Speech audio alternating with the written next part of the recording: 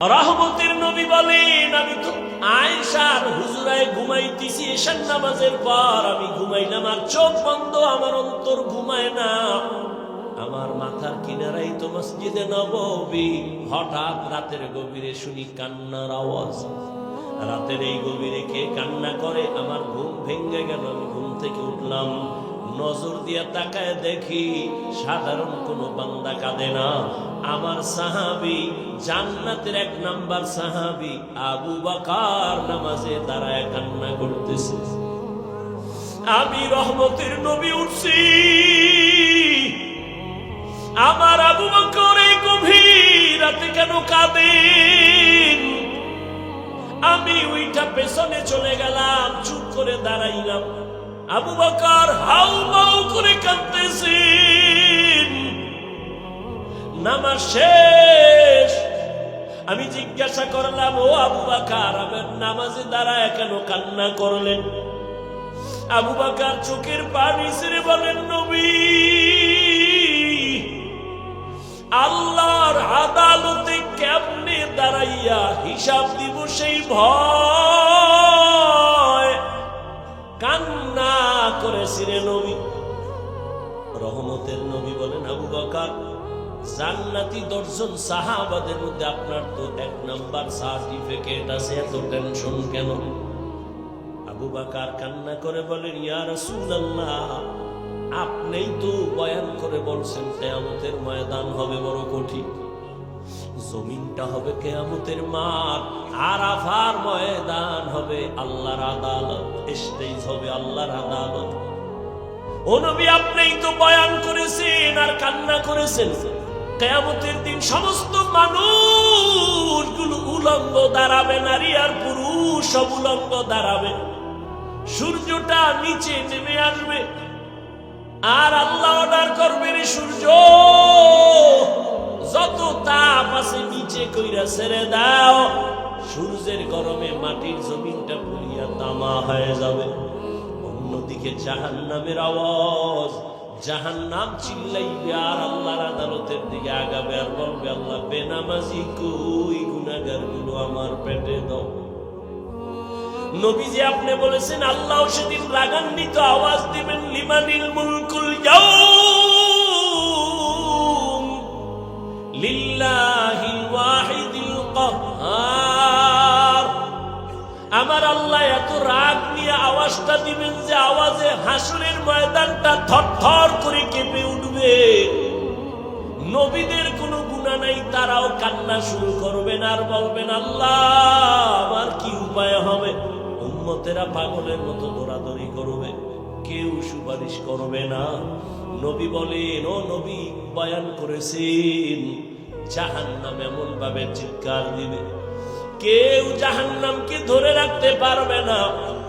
আল্লাহ পাক রব্বুল আলামিন জাহান্নামকে বলবে, অপেক্ষা কর, বিচারটা শেষ করিয়া গুনাহগার গুলো তোর পেটে ঢুকায় দে, অপেক্ষা কর। জাহান্নাম একটু দাঁড়াবে না। জাহান্নামের আওয়াজে আবার আমার নবী আল্লাহর সামনে সিজদায় পড়ে কান্না করবেন।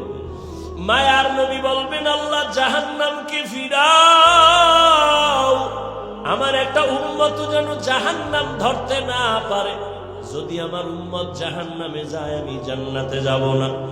আল্লাহ তখন বলবে ফেরেশতাকে, ও ফেরেশতারা, 70,000 শিকল লাগায় জাহান্নামের বেঁধে ধরে রাখো, সামনে যেন অগ্রসর হতে না পারে। 70,000 শিকল লাগাইয়া জাহান্নামকে ধরবে, ধরে রাখতে পারবে না।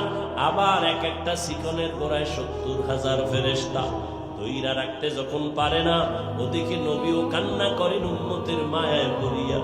ও বেনামাজি নবীর আশিক উম্মতের দল, কেমন একজন নবী পাইলা, ওই নবীর চিনলা না?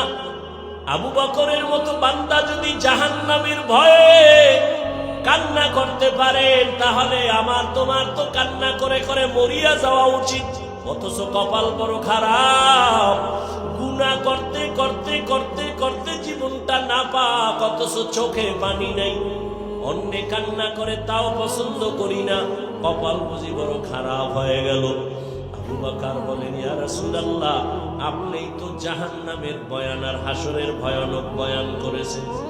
আল্লাহ পাক নবীর কান্না দেখে বলবে, নবী কাঁদবেন না, আপনি মাথা উঁচু করে একটু সামান্য পানি দিয়া বলবে ফেরেশতা জাহান্নামের গায়ে ছিটায়া দাও। জাহান্নামের গায়ে যখন দিবে, পানিটা দেওয়া মাত্র জাহান্নাম দ্রুত পেছনে দৌড়াবে।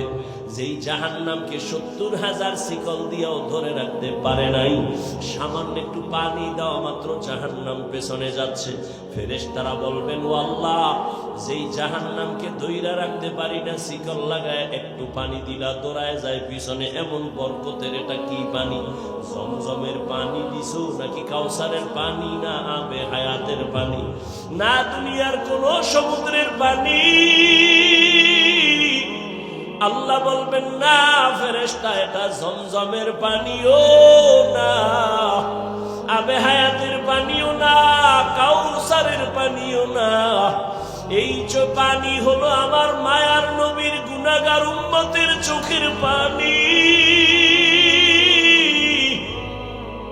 আমার মায়ার নবীর গুনাহগার উম্মতেরা দুনিয়াতে গুনার কথা স্মরণ করে করে কান্না করছেন, ওই পানি আমি জমা রাখছি কুদরতের দ্বারা। আমি ওয়াদা করেছি নবীর মাধ্যমে যারা চোখের পানি ছাড়িয়া আল্লাহর কাছে ক্ষমা চাইবে, আমি আল্লাহ ওই পানির দ্বারা জাহান্নাম হারাম কইরা দিব, আর জাহান্নামের ঢুকাবো না। আমি ওই বান্দাকে জাহান্নাম থেকে জান্নাতে ঢুকাইয়া দিব।